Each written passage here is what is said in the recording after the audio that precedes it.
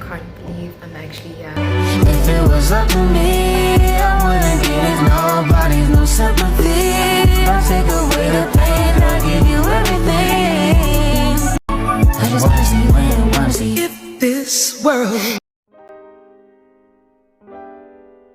Hey Stunna, welcome back to Luna Vlogs. I'm so glad that you could join me for another upload. Oh my gosh, I'm so obsessed with my nails. It is currently 5:40 or something like that. I got up at quarter to 5 so that I could put in my rollers, because yesterday I was way too tired when I got back to the house. Like, I couldn't do it, so I just slept. And then I got up early to do this, and then I dipped these in hot water. I mean, I know that like works for braids, so we're just gonna have to see today. I'm sure it's gonna work though. And then I blow dried them. I might have to again, but I won't take these down until like the last minute that I have to leave the house, because I have a 10 a.m. appointment, which is what this vlog is all about today. I have my chamomile here in my favorite cup. I'm so obsessed with these nails. Like, I've been getting so many compliments. I just want to have this set forever. Like, I wish you could just pick a makeup look, a set of nails that you just like keep for forever. I never want to not be this gal. And usually I'll read a thing from this book that my mom got me. She got it for me ages ago. I'm not even gonna try to put a timeline on it and expose myself. But yeah, so this book is called You Are What You Think, and it's 365 daily meditations on extraordinary living. The message is, remember to play with your imagination. Imagine that your brain is constructed in such a way that there is no excuse-making apparatus. So the moment you contemplate pursuing something you've always wanted to accomplish, your thoughts center around the idea that you possess boundless energy to do anything you put your mind to, and that you have plenty of time to pursue these activities. And I'm gonna get ready. We're gonna pick an outfit, and I have to call my friend because I did ask her to accompany me. So fingers crossed she's awake right now getting ready, because yeah, yesterday we listened to some really nice jazz classical-esque music, because my friend's mates had a record player and I thought that was so cool, and then I got to pick out a vinyl to play, but I left before it did. I'm literally just realizing now. Nonetheless, whatever was playing at that time was amazing, so I think I'm gonna stay on that like calm vibe. Stuck. Celebrity stuck. That's how you know we're about to eat, like when the thing even refuses to come off. I think that is very cute. Oh, I was like, wow, I have never been ready before until like this interval of possibility came up, and I was like, wow. And in that moment I came up with the most intentional, very well thought out, very me tat ideas ever. You guys have a front row seat to my get ready with me to go get my first tat. I'm gonna do my makeup. Okay, I already decided I'm gonna wear this long sleeve black top because it's cropped. I think that works well for my placement. I didn't want to wear something that I have to like, you know, with high-waisted jeans from Zara. They're wide-legged as well, so cute. I like to smell good while I'm getting ready, not just like the last couple of seconds heading out of the house, because it makes me feel good, and I feel like it just makes the whole process of getting ready go a whole lot better. This is my favorite mist, Golden Rush, Clicks Distem, a new fave. I copied my sister, and I feel like this layers well with my everyday scent, which is an Miyake perfume. I'm just gonna do my makeup while I talk to you guys about my tats. So the first one that I'm getting is gonna be right here. If you've been following like my art vlogs, then you'd know that I'm very into like Greek art concepts, and this term just found me at like such a crazy time. Like, they cooked when they were creating adjectives and all these little things to describe people, but that word describes me to a T.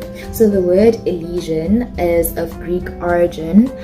It is derived from the word Elysium, and I can't think of a word that speaks to not just the things that I embody, but like who I am at the core.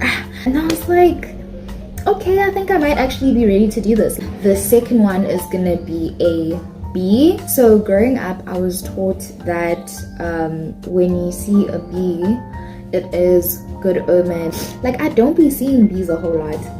I don't. but the times that I do are always very random, and it's always such a cute moment and just reminder of ooh, you remember that article I wrote, and I was speaking on how we focus a lot on like generational curses and whatnot, and we forget that we also have like generational strengths. I mean, I'm here because a lot of people before me were resilient and brave enough to keep living until the point of like my existence, you know. So I think whenever I see one, it's just always such a great reminder of my innate strength. The last one is a lily, and that is my mom's absolute favorite flower. It is also like grown on me quite a lot. Like how much sentimental value is attached to that plant for me specific. Yeah, so in terms of placement, I was thinking like chesty. I didn't know that that is the most painful. It's not gonna be a joyride. It's not gonna be a joyride. I wouldn't say I have a high pain tolerance. I don't like claiming that. Like I can thug stuff out, but I really don't like experiencing I don't like experiencing pain. Like it's like, I feel like the times that I've gotten piercings, my friends would say I was brave because I didn't cry or anything like that, but I just sort of sat there because I'm like, I'm gonna wait for it to be over and then it's done with, you know. I could have been doing Get Ready With Me to get another piercing, but honestly I think I'm a little over it. Like my first one was like very spontaneous. My first ever piercing, which was right here. It was a smiley. Oh my goodness. Whenever I see someone that has that piercing now, all I can think of is like, are you still healing? How did you heal? What did you do? Because I felt like I was doing everything right, but I also will say that when I raised concerns to my piercer, they weren't very like, they weren't helpful, and like, you know, it was sort of like, oh no, I know what I'm doing, trust me. Like you just like, because I did it and I was very happy with it, and then I think I went back after Sabu 2 weeks nah, because with the smiley, when it starts, when you start using it, it's like gradual tears, right? But it hadn't started tearing at that time, but I just felt like so much discomfort. I felt like the ring might have been a little too big, and I'm a black girl, I got big lips, you know, I shouldn't be feeling the pressure of it, like, you know. So I expressed it and I was like, I don't know if we could like switch to a smaller piece. Obviously that wasn't very like, that wasn't gonna be ideal. I don't think that would have worked, but I was just scrambling, but they didn't console me either. So I just stuck it out. I think I had it for like 3 or 4 months. When I was going to get my ears pierced for the first time, I was such a cute delusional baby because my mom was like, okay, we're gonna go get your ears pierced at American Swiss, right? And I was just a deluded kid hooked on Disney dreams, and I don't know, so I just heard American and I ran with it. I was like, I'm going to America to get my ears pierced. So you can imagine my shock when we hop into the car and we get out of the car and we haven't left town.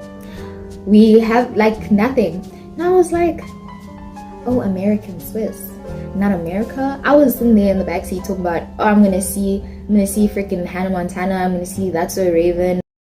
Last year, sometime around November, I decided to get a nose piercing. Oh my gosh! It looks so cute! She looked so good, but this did not last for long, so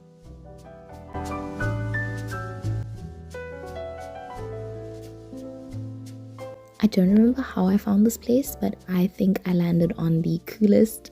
I have to say the coolest because it's the only tattoo studio I've been to, but they are an alternative aesthetic studio, and they get girlies that can do your nails, your lashes, and all of the tattoo artists are female from my understanding. And yeah, so it was just such a beautifully curated space. I waited in this garden-esque area before going in for my tat, and yeah, the service was so amazing. Definitely would come back, don't know when.